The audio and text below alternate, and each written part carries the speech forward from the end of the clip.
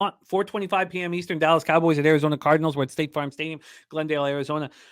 The Cardinals have impressed me. I,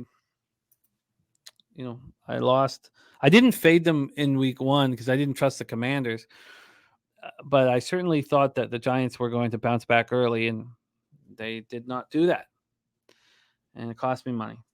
Let's get into the line history here for Cowboys Cardinals. See what we have. We're sitting at a 13 at Pinnacle. This is where this opened. There has been 6 cents of movement to the 13, but if you look around at the board, there's 12s. So it's Pinnacle that's pushing this 13. Doesn't seem like the other books. Bet Chris at 12.5. We get over to the total here for this one. We have it sitting at 44. This opened up at 44. It dropped down to 43, and it's back up to 44.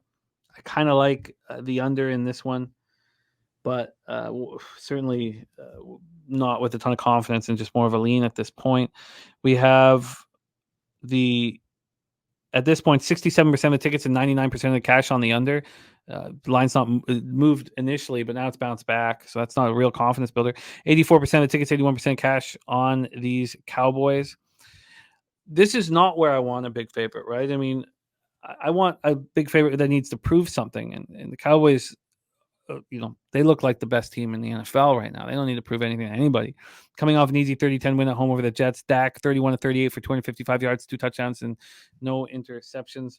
CeeDee Lamb, a career high 11 receptions for 143 yards. You want your stars to be happy. He's happy. They're all happy. Tony Pollard ran 25 times for 72 yards, caught 7 passes for 37 yards. 10 players caught passes.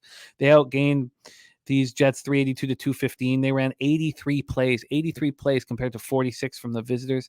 They completely dominated the time of possession. They held onto the ball for 42 minutes and 15 seconds compared to just 17:45 on the Jets. They went 9 of 18 on third down. They struggled in the red zone, though, finishing 2 of 6. I think that's something that we can expect from the Cowboys.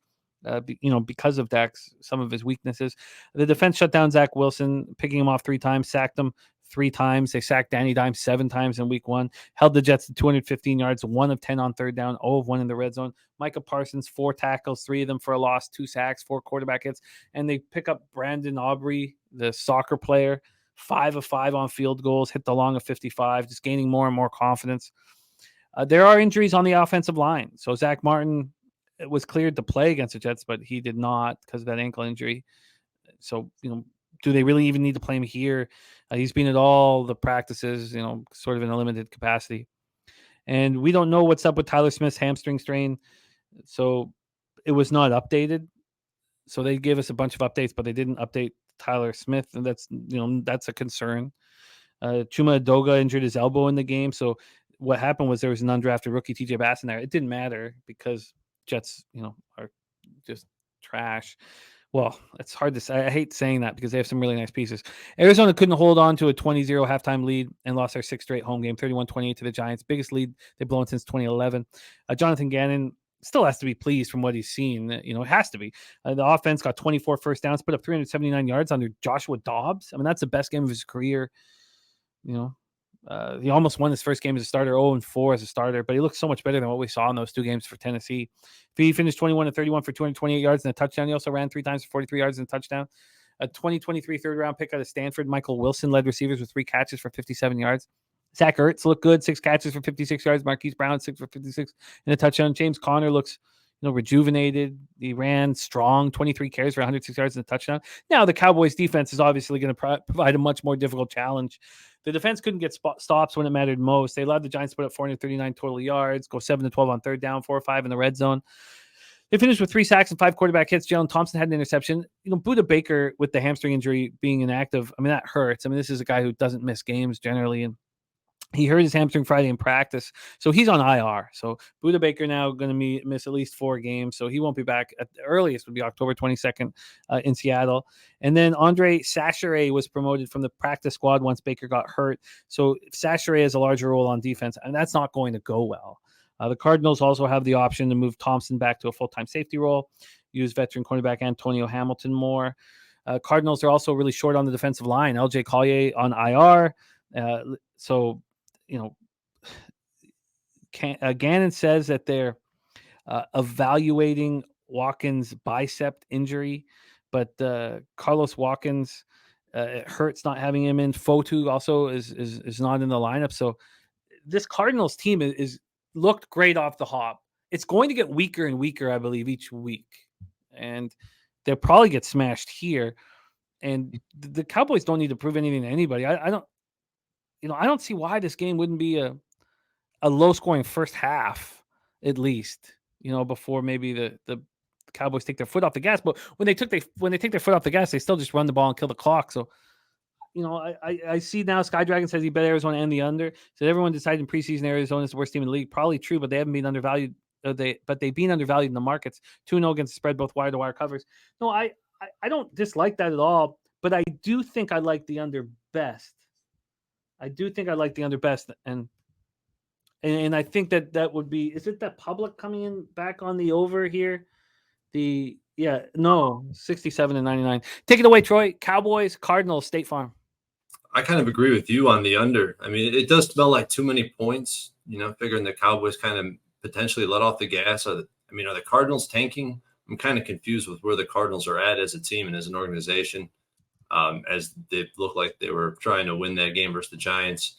And Dobbs has proven his ability to not turn over the ball and take care of the ball. I think he only has one turnover on the season.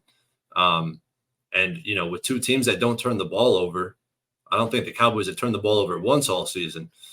I think that it also leads me to an under. I think less turnovers lead to less points, as you don't get that quick field position, right? I don't have much on this game.